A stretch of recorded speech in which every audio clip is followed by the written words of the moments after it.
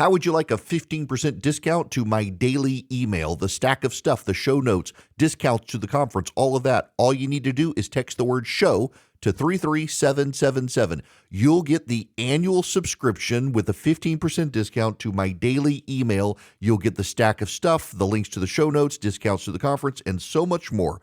All you have to do is text the word show, SHOW, to 33777. Text show to 33777.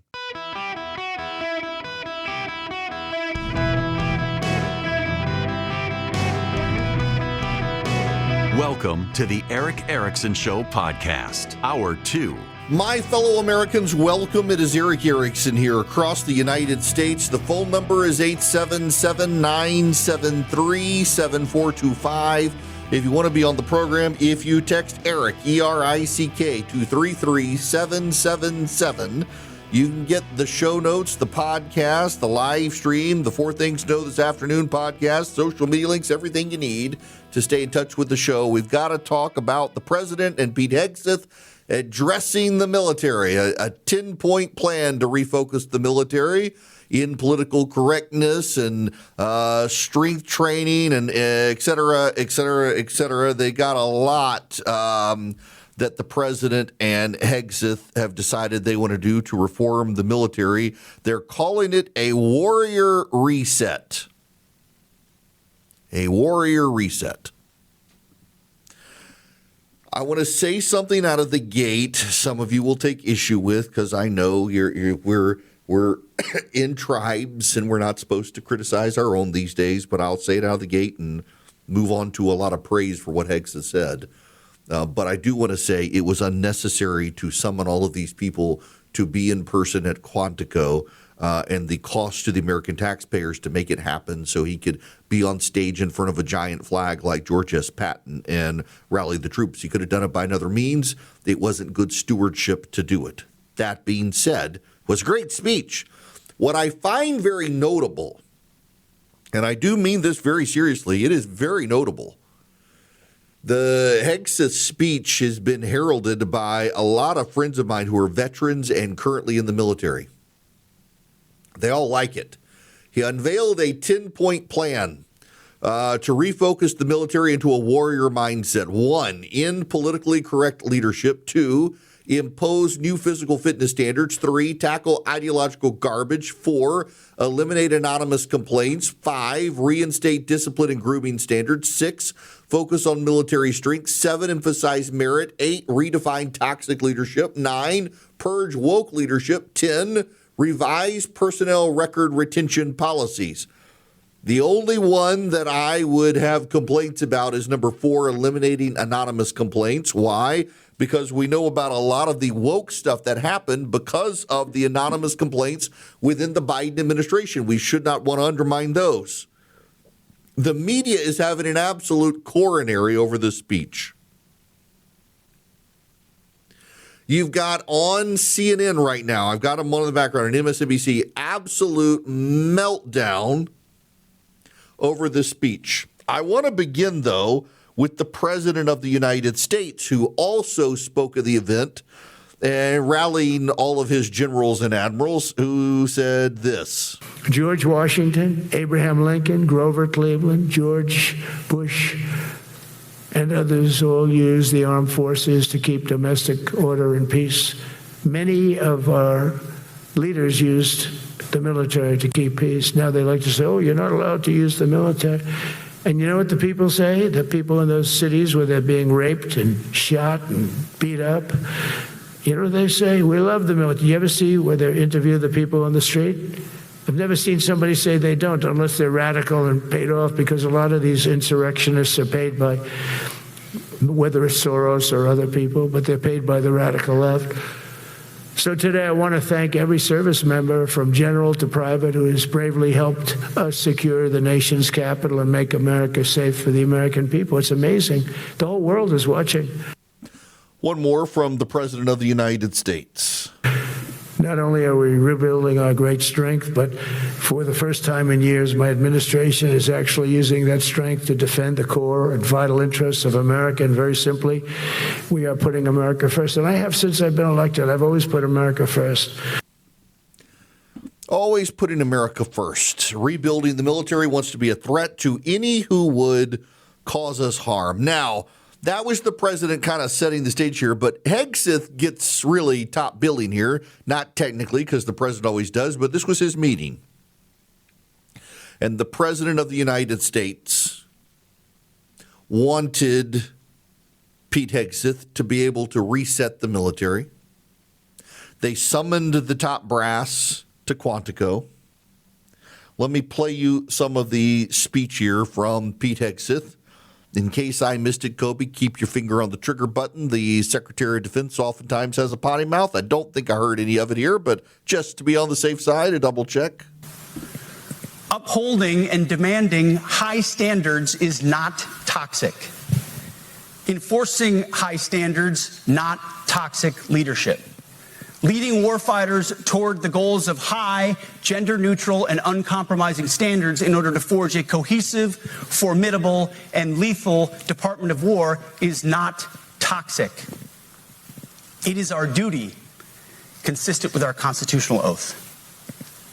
Real toxic leadership is endangering subordinates with low standards. Real toxic leadership is promoting people based on immutable characteristics or quotas instead of based on merit. Real toxic leadership is promoting destructive ideologies that are an anathema to the Constitution and the laws of nature and nature's God. Oh my gosh, he's a Christian nationalist. Oh my gosh, he talked to Romans 1. I mean, that's what we're going to get from the media here that just can't handle actually wanting to have a military that's job is to fight wars. A little more from the Secretary of Defense. This, and I want to be very clear about this is not about preventing women from serving. We very much value the impact of female troops. Our female officers and NCOs are the absolute best in the world. But when it comes to any job that requires physical power to perform in combat, those physical standards must be high and gender neutral. If women can make it, excellent. If not, it is what it is. If that means no women qualify for some combat jobs, so be it. That is not the intent, but it could be the result, so be it. It will also mean that weak men won't qualify because we're not playing games. This is combat. This is life or death. As we all know, this is you versus an enemy hell-bent on killing you. To be an effective, lethal fighting force, you must trust that the warrior alongside you in battle is capable, truly physically capable of doing what is necessary under fire. You know this is the only standard you would want for your kids and for your grandkids. Apply the War Department Golden Rule, the 1990 test, and the E6 test, and it's really hard to go wrong. Essentially, wants to go back to the era before Barack Obama where they broke down standards and go back to the old harder tests for basic training that you gotta be able to qualify for. And if women can meet the standards, women can meet the standards. But you know, he makes a good point. Your ruckback, it doesn't care whether you're male or female. You got to have all the equipment in it. The enemy doesn't care whether you're male or female. You got to be able to meet some standards. One more from him on if you don't like what you're hearing, resign. But if the words I'm speaking today are making your heart sink, then you should do the honorable thing and resign. We would thank you for your service. But I suspect, I know, the overwhelming majority of you feel the opposite. These words make your hearts full. You love the War Department because you love what you do, the profession of arms. You are hereby liberated to be an apolitical, hard-charging, no-nonsense, constitutional leader that you joined the military to be. We need you locked in on the M, not the D, the E, or the I, not the DEI or the DIE of dime. By that I mean the M, military, of the instruments of national power. Listen, as I said, I don't think there was a need to summon all of them at that cost to Quantico. But set that aside. I can't find anything I disagree with in the speech, either what the president said or what Pete Hegseth said. You see, the Democrats have decided that the greatest use of our military is to advance social justice in the United States. And the reason is because Democrats have embraced the idea, minus, of course, Woodrow Wilson, who they don't like to admit was one of their own and did it, who segregated the military. The military has, by and large, been an institution that desegregated ahead of the rest of the country. Pete Hegseth said today, the enemy doesn't care whether you're a male or a female. They want to kill you. Well, they didn't care whether you were black or white. You were an American. They wanted to kill you. And the military desegregated. And because of that, people would leave the military under a desegregated society and back into segregated American society. And it caused a lot of people to change their minds on segregation. And the Democrats have valued the military as a tool for social change in the United States. So Barack Obama and Joe Biden decided to lower health standards and lower physical fitness standards to allow in others. They then allowed in trans troops who aren't capable of fighting on the front lines because of the medication and surgeries and everything else.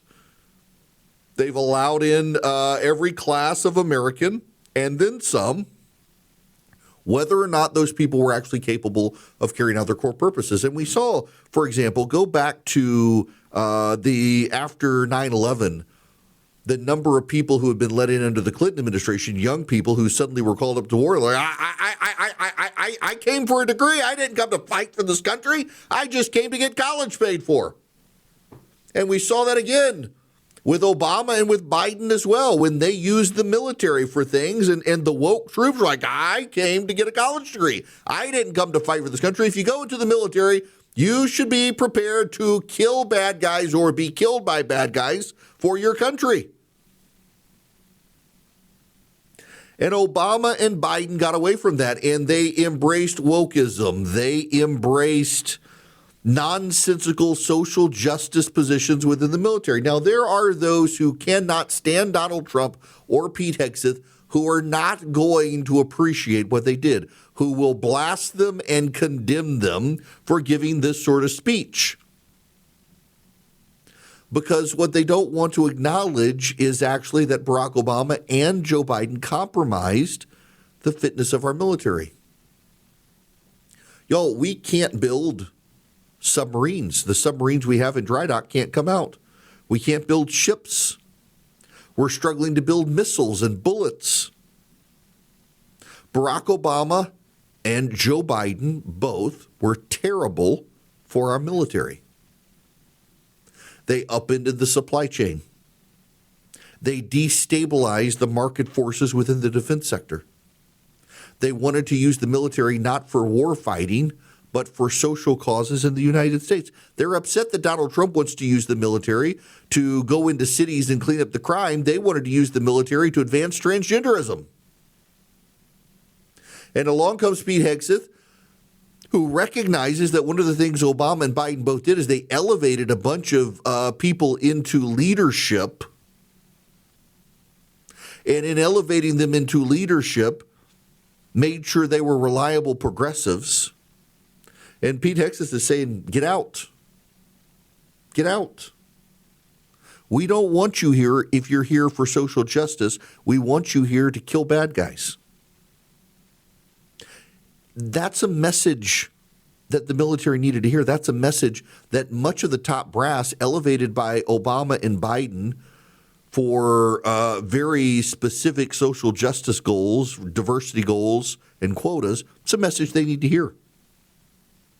If you're committed to the American military as a killing machine, stay. If your commitment to the American military is for diversity, equity, and inclusion, leave. I don't know that we needed to summon all of them to Quantico, but I know they needed that message. And so good for Hegseth and Trump for doing it. And here's the tell. I have a lot of friends who are veterans, a lot of friends who are active duty military, and every single one of them, without exception, liked what they heard. It was the CNNs and the MSNBCs and the reporter class in Washington and the woke progressives who hated it, which tells me everything I need to know. Pete Hegseth was right over target.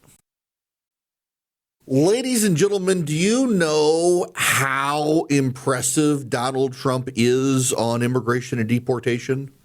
Just how strong the man is on the issue? You think you know. But I want to put this in perspective for you. Imelda and Umberto have decided to self-deport. That's right. For the first time in documented history. It's probably happened before, but in documented history, Imelda and Umberto have decided to self-deport. They are two hurricanes. And Imelda was expected to make landfall in South Carolina, but Umberto came up alongside it, got close to the United States, and thought, I'm going to self-deport over to Europe. So Umberto turned to the European side of the Atlantic and is pulling Imelda away from the United States. It was expected to make landfall in South Carolina later this week, and now they're calling it the binary Fujiwara interaction between Hurricanes Umberto and Hurricane Imelda, expecting to stall Imelda 150 miles off the South Carolina coast and then pull the system out to sea. It's going to cause, here where I am in middle Georgia, we've got overcast skies and occasionally drizzly, and that is because of Imelda. But there is a front coming through towards the southeast, and then the interaction between the front and Umberto. Imelda and Umberto have decided to self-deport, sparing the United States the landfall of a giant hurricane. I bet they'd both make landfall if Joe Biden were president, not with Donald Trump in Washington, scowling at them saying, don't you come here, we'll send Tom Homan after you. So now they're going to go affect Bermuda and the Europeans instead.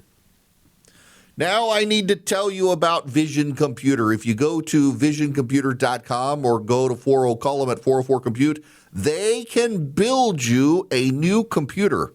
In fact, I read the other day that the big box store that you buy your electronics for, they're shutting down some of their tech support systems, and they're sending people to AI now for tech support. At Vision Computers, you'll get a special phone number where if you rely on their squad of people to help you, you actually talk to a live human operator. No AI, an actual human being helps you. You call them in 15 seconds or less, somebody, a human being, answers the phone.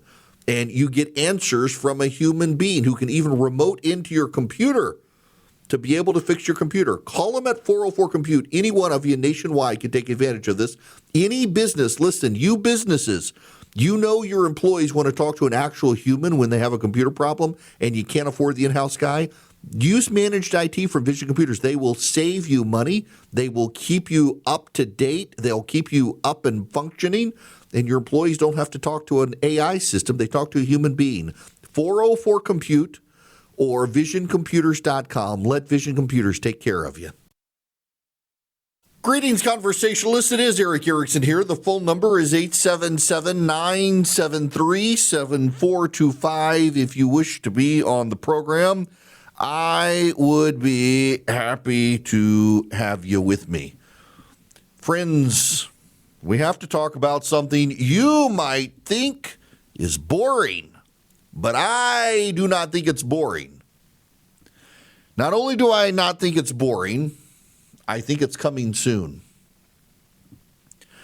My goal here sometimes, it's not just to cover the news of the day, and there is a lot of news of the day to cover, but it's to anticipate some of the things that are coming down the pike that I want to prepare you for.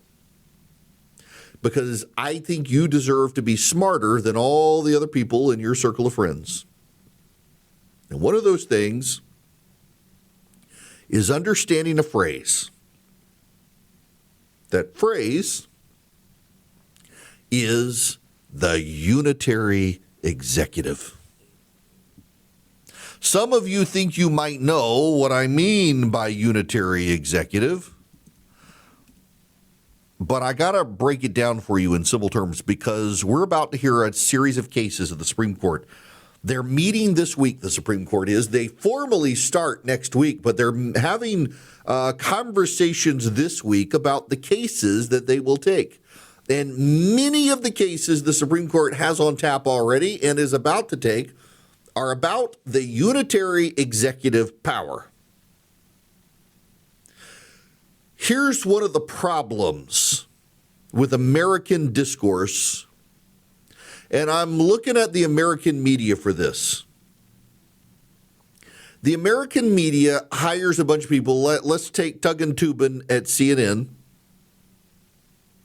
who say that a lot of things are fringe among legal scholars when they are not.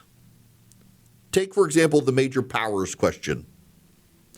The major powers doctrine is if the Supreme Court, if Congress does not clearly delegate a major power of Congress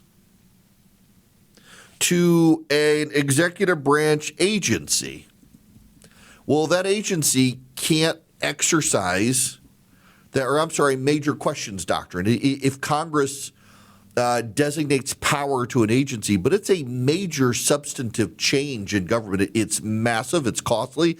It completely reinterprets a statute. A vast economic or political significance to the country. Congress is presumed not to have delegated that. Now, the major questions doctrine has been treated as a fringe doctrine by the people who comment on television, but the major questions doctrine, I call it major powers because it has shifted names over time, but it goes back to the 1990s.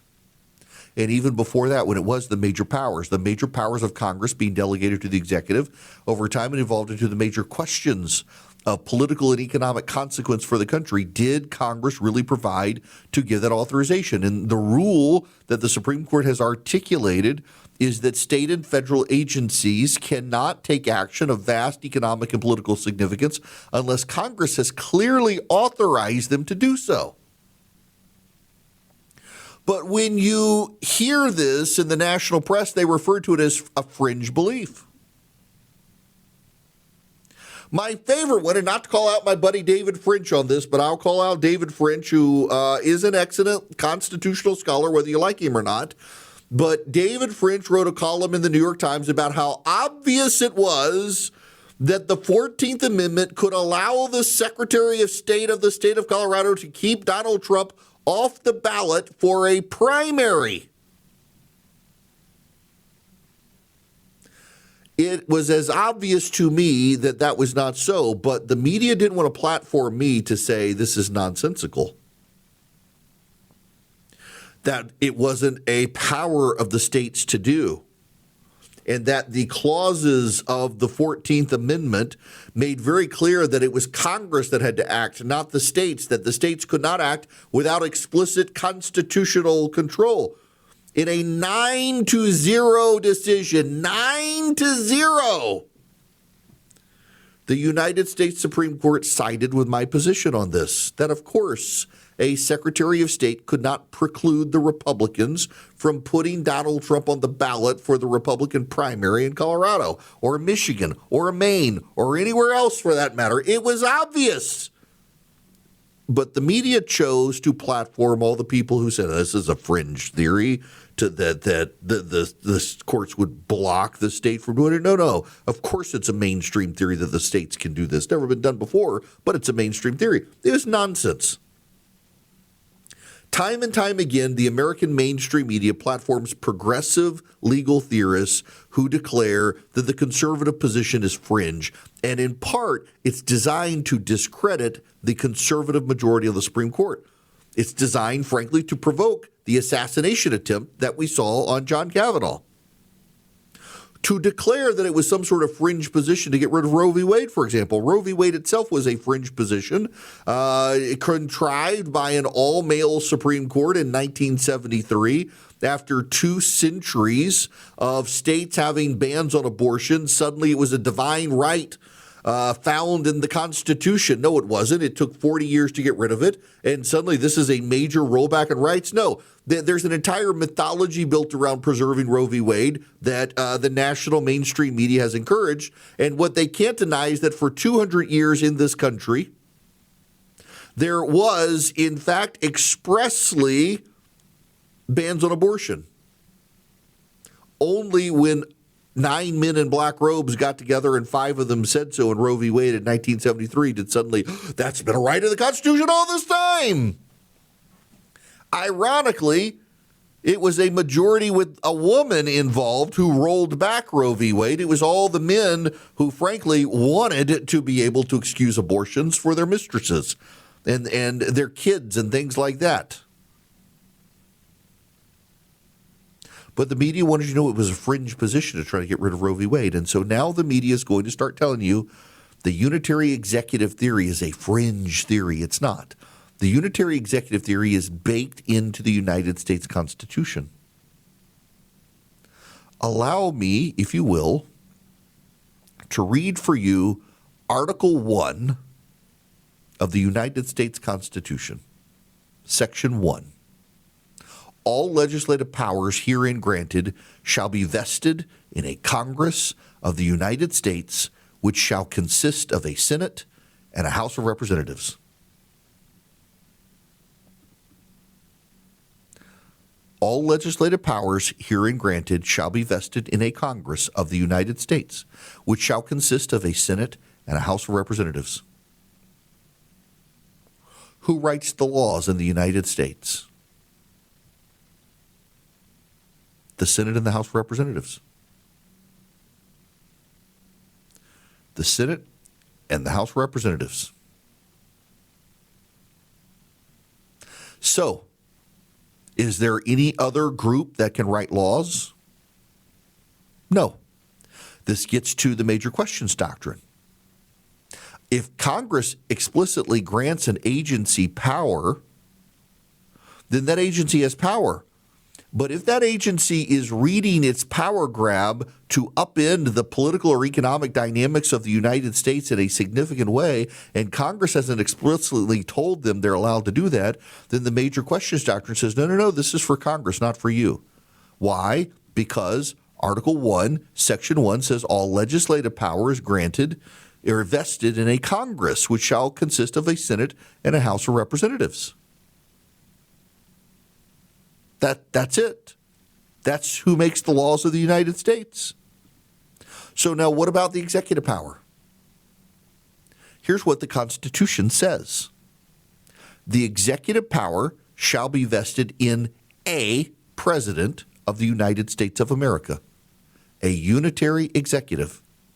The very first sentence of the second article of the Constitution says the executive power shall be vested in a president of the United States, not a president and his cabinet, not a president and quasi-independent agencies, not a president and others, but a president. The legislative power is invested in a Congress that shall consist of a House of Representatives and a Senate.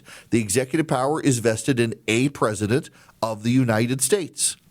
The judicial power of the United States shall be vested in one Supreme Court and in such inferior courts as the Congress may from time to time ordain and establish. Only with the executive do we have this theory proffered by progressives over time that the executive power can be split up between the president and other people. Nobody makes that argument about the judicial system. Nobody makes that argument about Congress. But they make that argument about the presidency, claiming that a president and others can exercise the executive power. What the Constitution says is the executive power is vested in a president who has the power to form a cabinet based on officials concocted by Congress. So Congress gets to expand the cabinet of the president, but they report to the president, not to the Congress. Again, this is all written in the document. The president shall be the commander-in-chief of the Army and the Navy. and of the militias of the several states when called into the actual service of the United States. Again, this gets to the idea that the president can call up the National Guard of Oregon and become the commander-in-chief of it because it's in the service of the United States. He may require the opinion in writing of the principal officer in each of the executive departments upon any subject related to the duties of their respective offices. In other words, he has the power to ask people underneath him for information. But also, you should note, it's not prescribed that he has a cabinet unless Congress approves it. He's got the power, with advice and consent of the Senate, to make treaties. He can nominate, with the advice and consent of the Senate, appoint ambassadors and other public ministers and councils, judges of the Supreme Court, and all other officers of the United States whose appointments are not herein otherwise provided for, and which shall be established by law. So there are restraints. The Congress may by law vest the appointment of such inferior officers in the president alone, in the courts, or in the heads of departments. So the Constitution gives those cabinet officers the power to make some appointments themselves, but it doesn't say anything about regulation. It doesn't say anything about giving them power. It says the power is vested in a president of the United States. That is the unitary executive theory. It's written into the Constitution. And yet for the last 75 years, liberal law professors have said it's nonsense. The Supreme Court conservative majority, which is the first conservative majority we've had in a very long time, is headed towards the unitary executive because that's the plain reading of the Constitution of the United States, that the president can hire and fire at will those underneath him within the executive branch. And the left is upset about it. They're upset that the Supreme Court might get rid of Humphrey's executor. We've talked about it before. Humphrey's executor was a Supreme Court case that said the president can't hire and fire the independent agency appointees but for cause. And the president has started firing him, and the Supreme Court seems to indicate that, yeah, we're ready to get rid of Humphrey's executor, which was always an anomaly. Now, that raises all sorts of questions about the Federal Reserve. But for the other federal agencies, the Federal Reserve has some outside picks who are also on the Federal Reserve Board that gives Congress or the courts a way to thread the needle on the Federal Reserve, but on the FTC, on the FAA, on the FDA, on you name the federal agency, the FCC, those are all the people on those boards.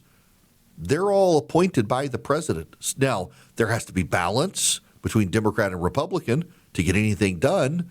The law requires that some be Democrats, some be Republicans. So the law restrains how the president can appoint and who the president can appoint. But as for firing them, seems like he's allowed to under the unitary executive theory. Now, here's the punchline and the kicker for Republicans.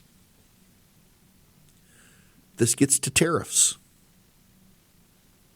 The unitary executive cannot be given the major powers of the Congress that have economic and political ramifications, because that violates the major questions doctrine that conservatives have cheered. So conservatives, here's your box in. You believe in the unitary power of the president and you believe in the major questions doctrine. Conservatives have championed both.